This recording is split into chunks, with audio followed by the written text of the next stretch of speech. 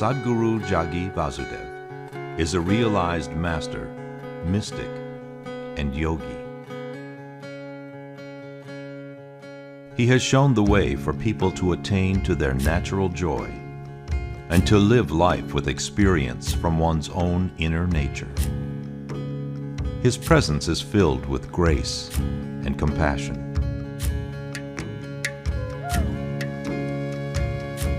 Sadhguru's scientific approach towards spirituality and work towards the upliftment of humanity have received accolades worldwide. The words that come from him in intensity and utmost clarity, from his deep understanding and wisdom, can change the very core of the being. Belonging to no particular tradition, Sadhguru incorporates what is most valid for the modern person from the spiritual sciences. His work, an outpouring of his blissfulness, finds expression in the form of a ceaseless offering to help all beings. Available to all who are willing, Sadhguru's life is an invitation to the divine through individual transformation.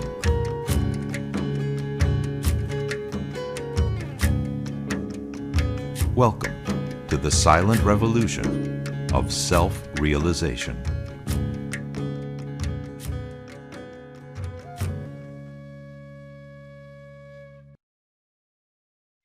The moment we are born as human beings, somehow our lives got complicated. If we had come here as any other creature on this planet, life would be very simple, eating, sleeping, reproducing and dying one day. Now we have to do all those things, but after doing all those things we find somehow it's not enough. Somehow where you are right now, wherever you may be, is not enough. You want to be little more than what you're right now, isn't it? Isn't it so? If you know only money, maybe you're thinking of little more money. If you know only pleasure, maybe little more pleasure. Power, little more power. Whatever it may be, whatever your currency may be, but everybody is wanting to be little more than what they're right now. The process of desiring is continuously going on. So this longing of well-being, because ultimately everything that you're doing is in search of your well-being.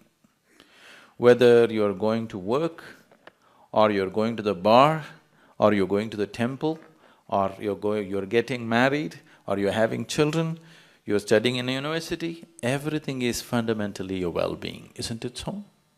Yes? Different people may have different ideas about well-being. Somebody thinks if they can eat twice a day, that's well-being. But somebody else, that's not well-being, isn't it? Our ideas of well-being may be different, but every human being, consciously or unconsciously, constantly in search of his well-being, isn't it? So, what is well-being? When do you really feel well in your life? When do you truly feel well? When you're very happy, you're well. Even if you're physically ill, you're still well, isn't it? Even if you're medically diagnosed as ill, you're very happy right now, you're feeling well, isn't it? So fundamentally, well-being means a certain level of joyfulness, certain exuberance of life. What is happiness? We can say happiness is this, that, but in terms of life, your life energies are happening in a more exuberant way than it normally happens. Depression means your life energies have become very low and state. Happiness means your life energies are exuberant. There are many ways of describing happiness, but only those who are happy know what it means to be happy. There is nobody who's not been happy. Everybody's been happy, but the problem is they're not able to maintain it, that's all, isn't it? Everybody's been happy. In the last 24 hours, how many moments of joy have you known? 1, 2, 3, how many? Maybe you can count on your fingers. Many people have nothing to count. When you were 5 years of age, a child, how many moments of joy did you know in 24 hours? Lots of them, isn't it? Somebody had to make you unhappy. Now somebody has to make you happy, isn't it? The whole equation has gotten reversed somehow. All this effort of life, everything that you did, education, career, business, family, whatever you did, everything was in pursuit of happiness, is it so? Everything that humanity has done on this planet is in pursuit of happiness, is it so? In the last 100 years, we have done too much on this planet. With the use of science and technology, we have changed the very face of this planet. Today, we have the kind of comforts and conveniences that no other generation could ever even imagine. Yes? What royalty could not afford 100 years ago, today average citizens have, isn't it so? Aren't most of you driving chariots with 100, 200 horses? Yes? Even kings could not afford this. But are we any happier? We are definitely the most comfortable generation ever on this planet, is it so, physically? But are we also the most joyful generation? So it's not worked. Science and technology has brought enormous amount of comfort and convenience to our lives, things that we could not imagine just 25 years ago, are just a living reality today, isn't it? But are we any more joyful? No. And all these comforts and conveniences have not come easy, they've come at a tremendous cost to every other life on this planet. Yes? Every creature, from plant to animal to everything, including human beings, have paid an enormous price to create these comforts and conveniences, and we are not even happy. What is the point? We are literally making a bonfire of this planet. If you are ecstatic, it's okay, burn the planet, it's all right. We are not even happy. I think it's time to really look at it, isn't it? Why are we burning it up if we are not even happy? Now the problem is you're in pursuit of happiness. It is enshrined in your constitution also here, in pursuit of happiness. What does pursuit of happiness mean? That you want to do so many things to be happy. Yes? Yes, that's what it means. That you must have the freedom to do many things to be happy. See, whenever happiness happened to you, whenever you are happy, it doesn't matter where the stimulus was. Where did you become happy, inside or outside? Inside. Yes? Did you ever experience happiness out here? No. Such a thing has not happened, because the seat of human experience is within you, not outside of you.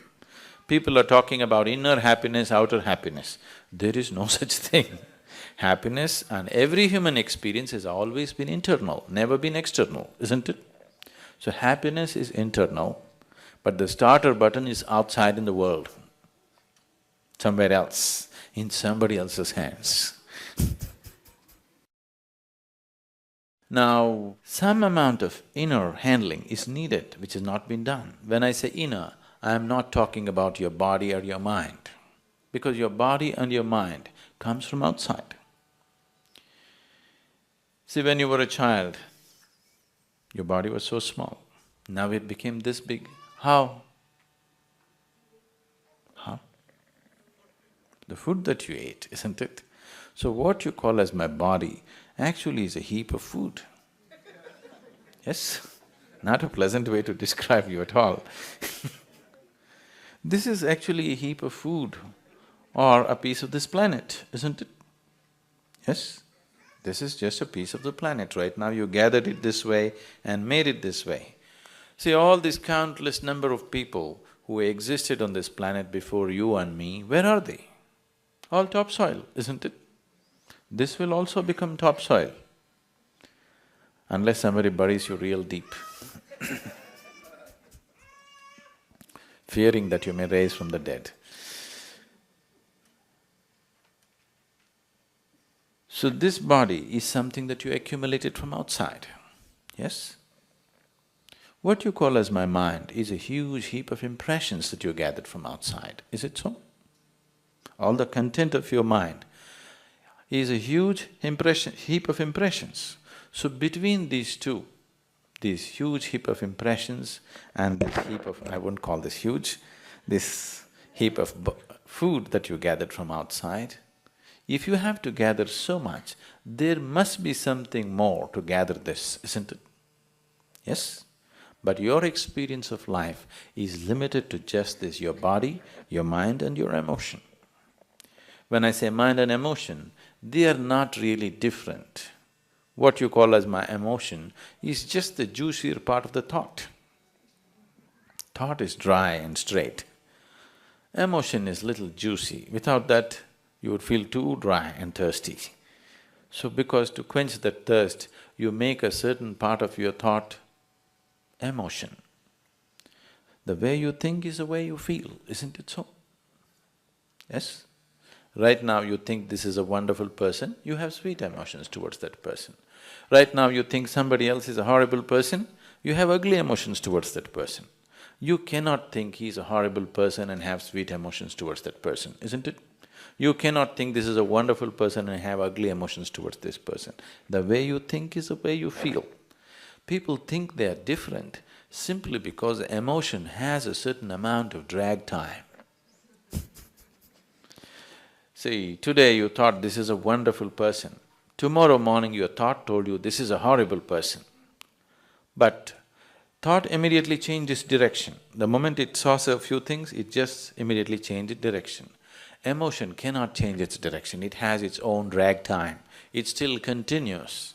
But after 3 days, emotions will also change. Maybe 3 days or 3 years, how long you take, it's different, but it will change, isn't it? It'll catch up with your thought or no? It does. Emotion is more fluid, so it has drag time, you can't gather it immediately. Thought you can gather it immediately and redirect it this way. Emotion, you can't gather it immediately, it spills all over the place, it takes certain amount of time to gather it. So your thought, your emotion, your body, everything has been gathered from outside. So what you have from outside, you can gain, you can lose, isn't it?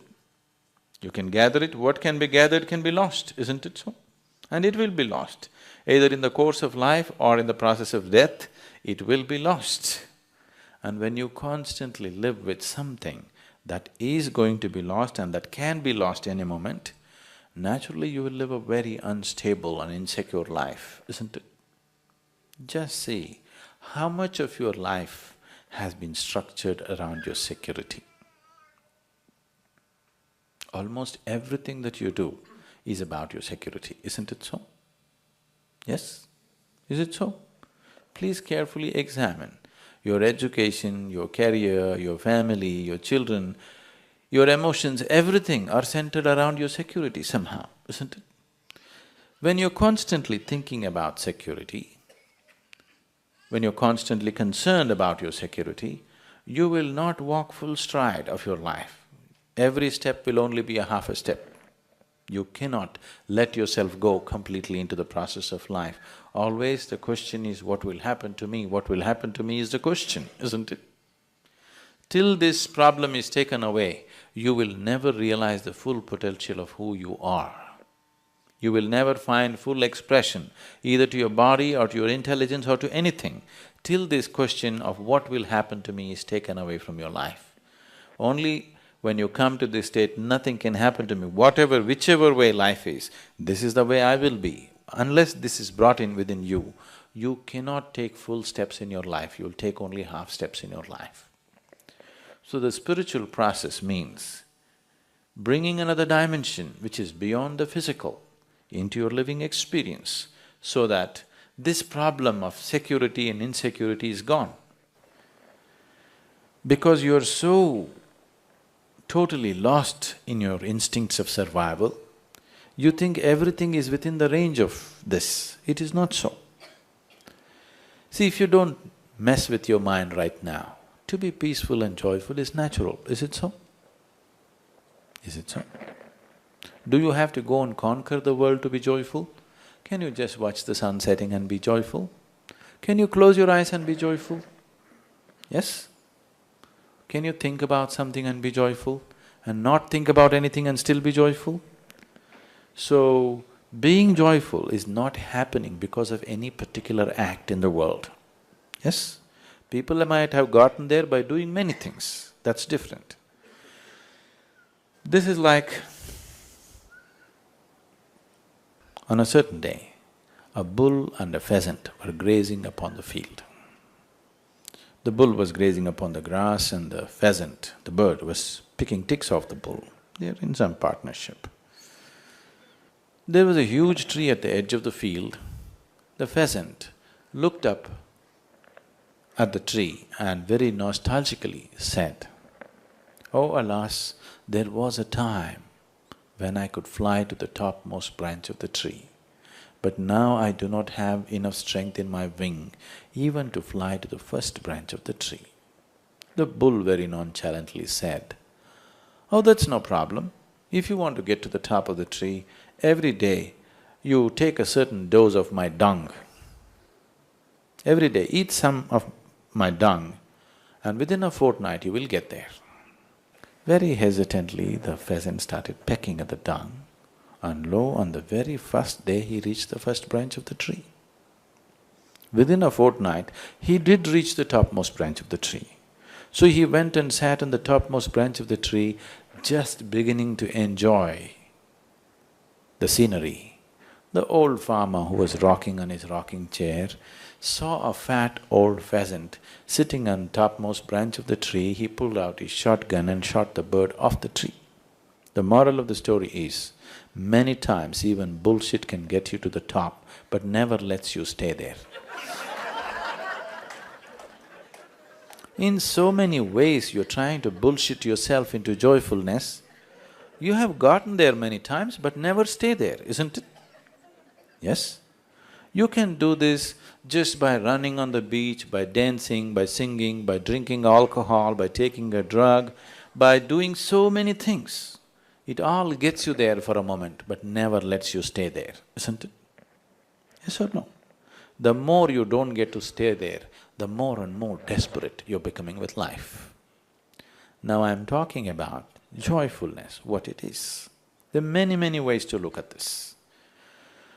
One simple way is, let's say right now you lost your peace. If you lose your peace, what happens with your life? First you today go home and yell at somebody at your home, your husband, your children, or your wife, or whoever is there. If it continues, tomorrow morning you pick a quarrel with your neighbor. If it continues, then you go to your office and yell at your boss. The moment you yell at your boss, everybody knows that you need medical help. Yes? When you yelled at your husband, wife, they thought it's normal. But the moment you yell in a place where there is going to be serious consequences for you, people know you need medical help, isn't it? So they took you to your doctor. Initially the doctor tries to talk you out of it, but you won't budge. So the last thing is he'll throw a pill into you. This pill is what? Just a little bit of chemicals, isn't it? If you throw this pill into you, you do become peaceful. Maybe not forever, for a short period of time you do become peaceful. It is working, that's why so many people are popping it, isn't it? It is definitely working. Maybe just for a short while, but it is working. So just a little bit of chemicals is bringing peace into you. Or in other words, peace is a certain kind of chemistry, isn't it? If peace is chemistry, isn't turmoil another kind of chemistry? Yes? Isn't joy another kind of chemistry? Isn't misery another kind of chemistry? Agony another kind and ecstasy another kind? Every human experience has a chemical basis to it.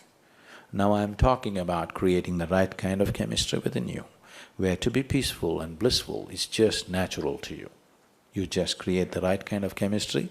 Now, this is the way you are. This is not something that you pursue outside. We have engineered the world today in many ways so that it functions better for us, isn't it? We have done nothing about ourselves. Engineering fundamentally means to create situations the way we want it, isn't it? We have strived hard to create external situations the way we want it. But our inner situations are not the way we want it. What's the point now? We are sitting with the kind of climate that we want in the outside, but the inner climate is not good. This doesn't work, isn't it? It doesn't matter where you are. You are sitting in a palace or in heaven, but your inner situation is not good. Now, it doesn't matter, isn't it? Yes? People are wanting to go to heaven, why? Because they've made a hell out of themselves, obviously. See, who told you this is not heaven? How do you know? How do you know that you're not already in heaven and making a hell out of yourself? Because all the misery that you have ever experienced has happened only in your mind, isn't it so? Where is the manufacturing unit for all the human misery that's happening on this planet? California? Where is it? It's in your mind, isn't it? This mind could have been a ladder to the divine. This mind could have been a source of ecstasy, but this mind has become a source of misery for most people, tension, anxiety, depression. Why? You just don't know how to handle it, isn't it?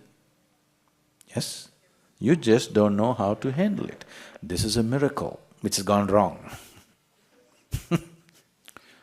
With the humanity, human mind has gone wrong, isn't it so? This is actually a miracle. You could use this to make anything. This moment, if you want, you can make yourself absolutely ecstatic with the same mind, isn't it so? With the same mind, this moment you can become depressed and totally lost. Both are possible right now if you're willing. Yes or no? So why has it gone wrong? This is simply because without understanding the nature of this body, without understanding the nature of this mind, without understanding the nature of how this one exists within itself, we are just trying to live by accident. We're just hoping everything will be okay. They have been telling you for thousands of years, don't worry, God will take care of you, everything will be okay, everything will be okay. Look at the world and tell me what people are going through. Your life within, how joyful you are, how peaceful you are, happens to you only to the extent you understand and only to the extent you handle it. To what extent you're capable of handling it, only to that extent, only to that depth you will know life, otherwise you will not know anything beyond that. For example, the mind, how we are handling it. Let's look at this. See, the nature of the mind is anything and everything your five senses come in touch with, your mind collects. Most of the impressions that you have gathered in your mind are unconscious. Every waking moment and every sleeping moment of your life, whatever comes in touch with the five sense perceptions is recorded. Every sound, every smell, every touch, every sight that you have gathered is all there in your mind. Some of them you're able to pull back and use, much of it you're not able to pull back. But it is functioning, it is creating impacts on you in so many different ways, all these impressions. So this mass of impressions that come in, you have no discretion about what to take in and what not to take in. Whoever comes your way will stuff something into your head and go, you can't stop it. If you say, I do not like this person, you cannot stop input from that person. Actually, you will take in more from that person than anybody else, isn't it? So your mind, in one way, is just society's garbage bin. Yes. You can take garbage bin, whatever the content of the garbage bin, you can take it and make it wonderful manure for yourself. Or you can live in the garbage bin and struggle eternally. This is the choice that you have. So what you receive, there is no choice about it. Everything that you come in touch with goes inside, but you have the discretionary power to what to use and what not to use, isn't it? That is there, but that discretion has been lost in lot of human beings, that's why they become compulsive human beings. Just see how much of your life is compulsive, how much of your life is conscious. Please look at this. Carefully observe yourself and see how much of you is happening consciously, how much of you is happening compulsively. You will see a large part of you is happening compulsively. When you're happening compulsively, you will not happen the way you want yourself, isn't it? See, there's only one problem with your life. Life is not happening the way you think it should happen. That's the only problem. Is there any other problem? Is there any other problem? This is the only problem, isn't it? Life is not happening the way you think it should happen. In the same breath, you claim you believe in God. If you believe in God, if it is not happening your way, it must be happening His way. You must be even more happy it's happening your God's way. But that's not the reality. So, world is not happening your way, it's okay. But now the problem is you are not happening your way. This is the problem, isn't it? Yes? Nobody in the world is happening your way, please see. Nobody around you will happen 100% your way, isn't it so? Yes? Nobody happens your way, it's okay. But this one person must happen your way. If this one person doesn't happen your way, you will become a tragedy. That's the tragedy of humanity. The world is not happening your way, that is not the problem. You are not happening your way, that's the problem, isn't it?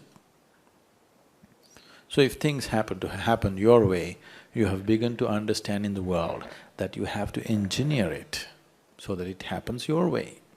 Now if you engineer your car properly, if you turn it here, you want it to go here, it goes right there, if it's a good car. Otherwise you do it here, it goes and turns there. You know, there were cars like that before. Yes? Do you know in 50s and 60s, the American cars, if you want to turn them there, you have to turn them here? Not anymore, isn't it? Because better engineering. The same with you. No inner engineering has been done for you, isn't it? Just by accident you're trying to happen. So what you gather is not the problem.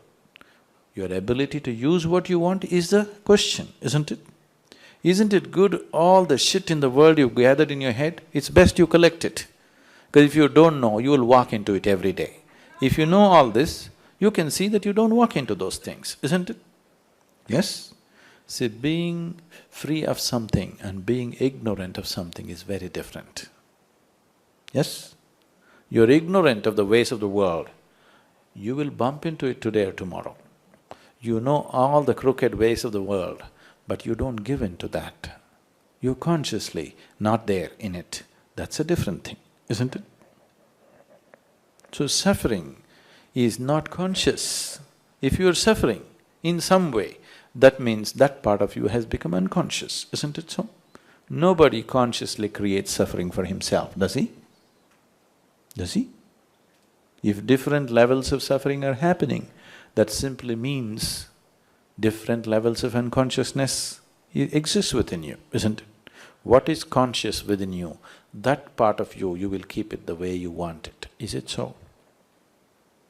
Is it so? Whatever is conscious within you, those parts of you, you will keep it the way you want it. Whatever is unconscious, those parts you are not able to keep it the way you want it. So all that you have to do with your life is make more and more of you conscious. If you strive to make this whole thing absolutely conscious, this will be 100% the way you want it. This one piece of life will happen exactly the way you want it. When that happens, I have absolute confidence in you that you will make yourself into an absolutely blissful human being, there's no question about that. There's no question about that.